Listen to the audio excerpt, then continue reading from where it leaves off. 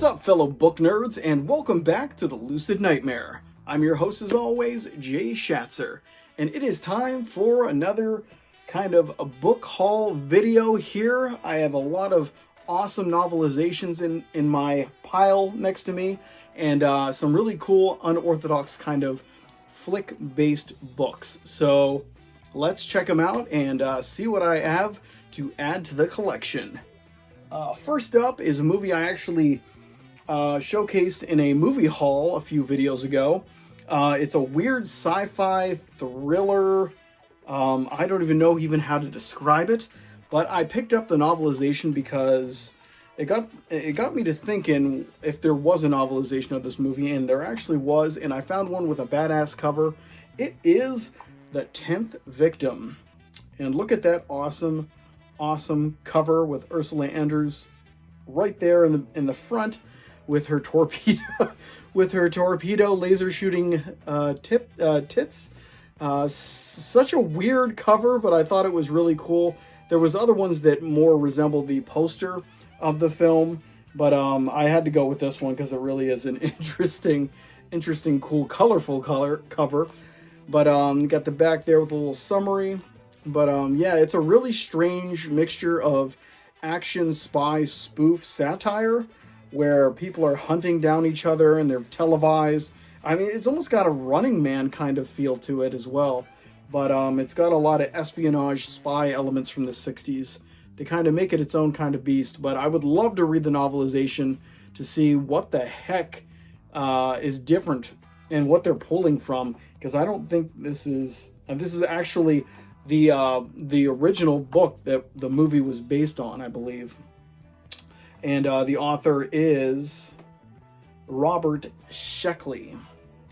But yeah, I'm really interested to see what is different, what was in the book and what they put to movie, and just kind of comparing and contrasting that, because it's such an interesting film and story in general.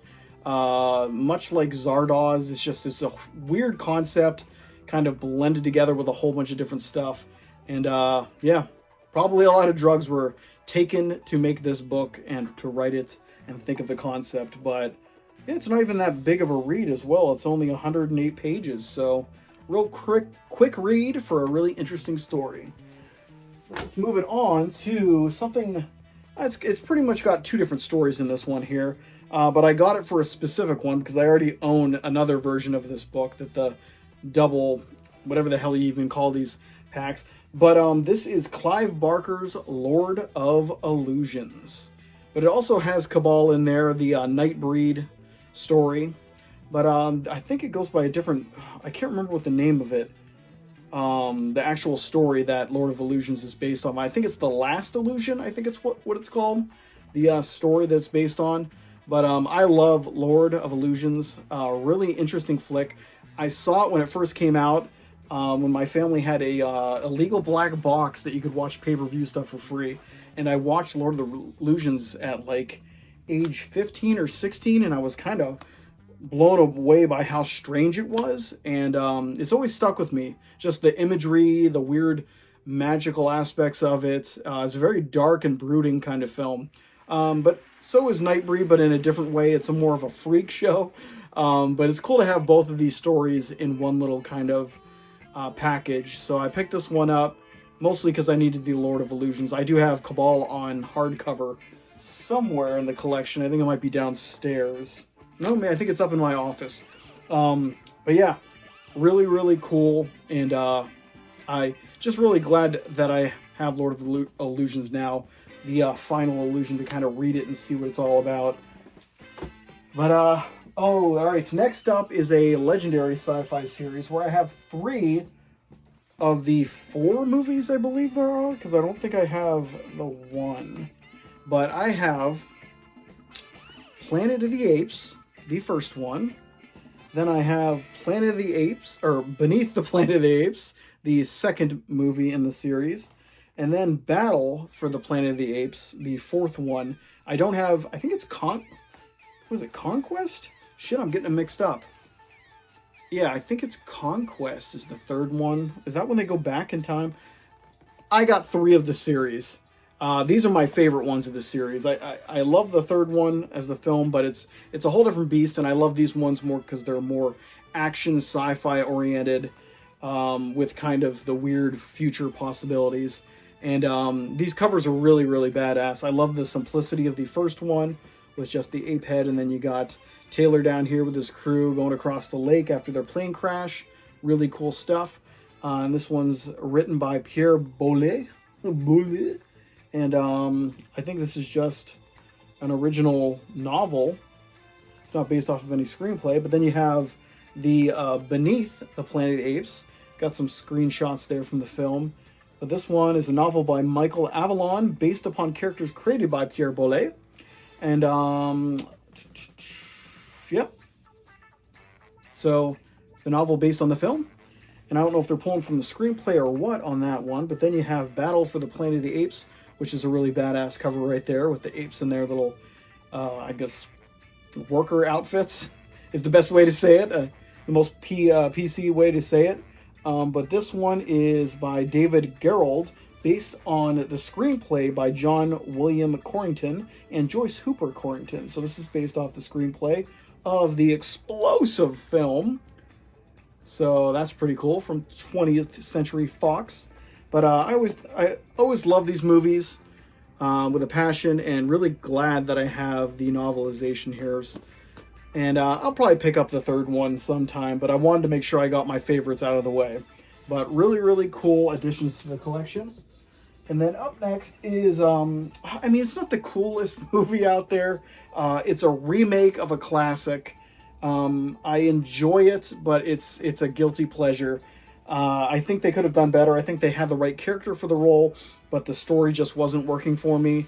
And I don't even know what year it came out, in 2000 something. But it is Conan the Barbarian with Jason Momoa. I have the novelization now. It's not a necessity to have in a collection just because it isn't the best aspects of Conan the Barbarian, the character. But it is... I'm a glutton, or I need to collect as many Conan stuff as possible, so I picked it up. It wasn't too expensive, but Michael A. Stackpole wrote this based on a screenplay written by Thomas Dean Donnelly and Joshua Oppenheimer and Sean Hood. And the funny thing is, it says it includes photos. Of the movie. They're not in here at all. There was actually another copy at the store that I bought this at that was in shittier condition and had the photos in the insert. But I'd rather have the book somewhat intact. It was falling apart once you went through the pages. But yeah, I picked it up. It's in the collection. Really nothing more to say. The movie is mediocre, but maybe the story, without the visuals and stuff and just a written word, maybe it'll be more compelling. Who knows? Who knows? But this one is a real treat, this next one. Classic sci-fi by H.G. Wells. And this is a very old book. I don't know how old, and I don't know how much it will stay intact. But it is H.G. Wells' The First Men in the Moon.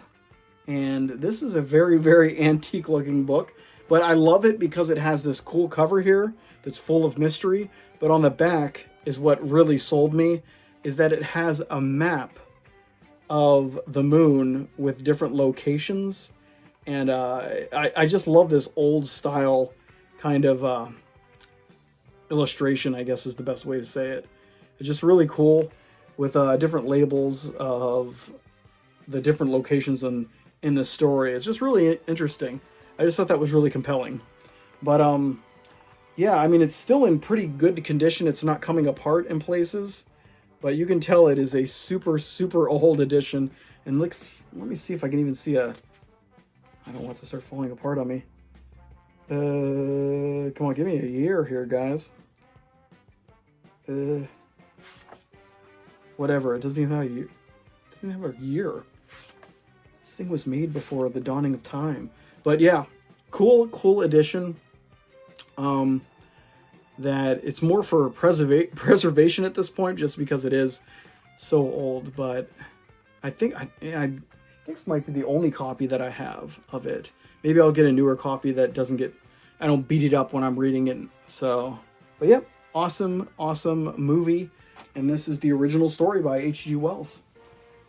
And last but not least is a very cool James Cameron film that is kind of, I guess, the black sheep of his kind of filmography. I always loved it. It's very intense, very drama-driven, but the movie is The Abyss. And this is written by Orson Scott Card, based on an original screenplay by James Cameron.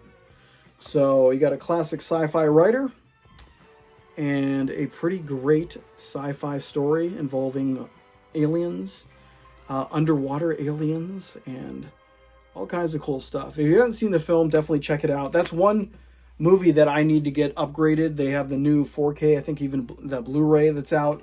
And I need to get it because I just have my old DVD up here. God, I can't even reach it. It's so damn high. But I have my old DVD of The Abyss right here, special edition. And I desperately, desperately need to upgrade it. But it's so that 4K is so expensive. But I'll get it eventually. But The Abyss in novel form, hell yeah, in the collection. But that is, I'm going to say that is it, my friends. That is the book haul video. Nice little quick one with some interesting stuff from a whole bunch of different genres. But cool stuff. That is it for me. Hopefully you enjoyed that one, and hopefully you'll like what I'm doing here. If you do, please like and subscribe, and if you have time, leave a comment below, because I love hearing from you guys. But until then, I will see you all at the next Lucid Nightmare. See ya!